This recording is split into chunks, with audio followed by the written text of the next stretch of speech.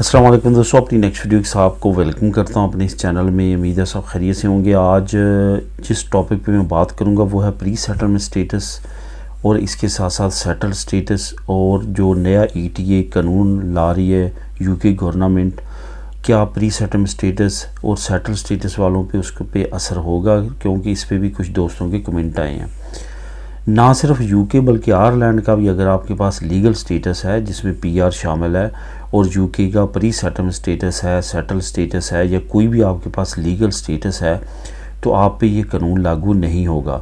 For example, अगर आप international student भी हैं यूके में और आप यूके से अपनी होम कंट्री विज़िट के लिए जाते हैं और फिर वापस जाते हैं, क्योंकि आपके पास यूके का लीगल स्टेटस है, तो आप पे ये कानून लागू नहीं होगा ईटीए वाला इलेक्ट्रॉनिक ट्रैवल ऑथराइजेशन। ये सिर्फ उन ममालिक के लिए है जिनकी फ्री एंट्री है यूके में, जिनको वीज़ा नहीं लेना पड़ता, जैसे कि पूरी यूरोपीय यूनियन और शेंजन स्टेट्स हैं।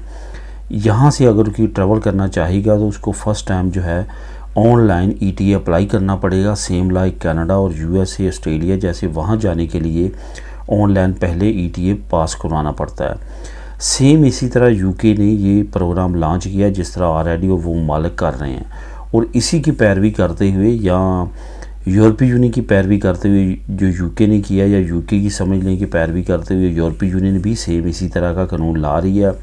इन्होंने भी ईटीए की अनाउंसमेंट की है जिस पे ये वर्किंग कर रहे हैं। अगर कल को यूके का कोई नेशनल यूरोपीय यूनियन में आना चाहेगा तो उसको भी सेम यही प्रोसेस अप्लाई करना पड़ेगा।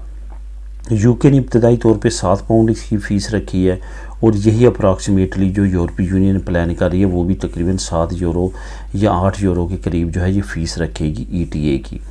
अब बात करते हैं प्री सेटलमेंट स्टेटस। सबसे पहले तो आपको नीचे मैं जो हाई कोर्ट का तफसीली फ़ैसला है वो उसका लिंक नीचे अटैच कर दूँगा डिस्क्रिप्शन में, आप उसको क्लिक करके रीड कर सकेंगे। ये वीडियो स्पेशल इस वजह से बनाने का मकसद है कि इस पर काफ़ी दोस्तों के कमेंट आ रहे हैं कि जो हाई कोर्ट का फ़ैसला है उसकी रोशनी में प्री सेटलमेंट स्टेटस वालों का क्या फ्यूचर है। प्री सेटलमेंट स्टेटस वालों का फ्यूचर अब सेम लाइक उसी तरह जैसे सेटल स्टेटस वालों का है। जैसे सेटल स्टेटस वाले ऑटोमेटिकली जाके नेशनलिटी अप्लाई कर सकेंगे जैसे उनका 5 साल का स्टेटस ख़त्म होगा, इसी तरह से प्री सेटलमेंट स्टेटस वालों का अगर पहले मरहले में 1 साल की, 2 साल की, 1 साल की वैसे किसी को मिली नहीं है, 2 साल की, 3 साल की प्री सेटलमेंट स्टेटस मिली है तो उसको ऑटोमेटिकली एक्सटेंड कर दिया जाएगा, वो री अप्लाई करने की उनको ज़रूरत नहीं होगी। यही हाई कोर्ट का फ़ैसला है कि कोई भी किसी तरह की भी रिक्वायरमेंट उनको पूरी करने की ज़रूरत नहीं है, बल्कि वो ऑटोमेटिकली आगे सेटल स्टेटस में चले जाएंगे।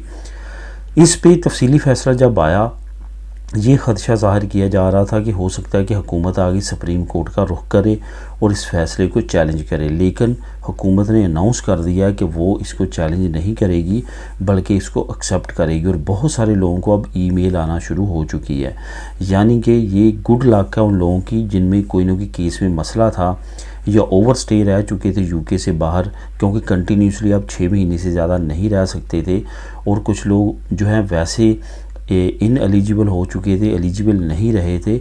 उनके लिए ये एक अच्छी खबर है कि वो भी बगैर अब री अप्लाई किए ऑटोमेटिकली सेटल स्टेटस में ट्रांसफ़र हो जाएंगे।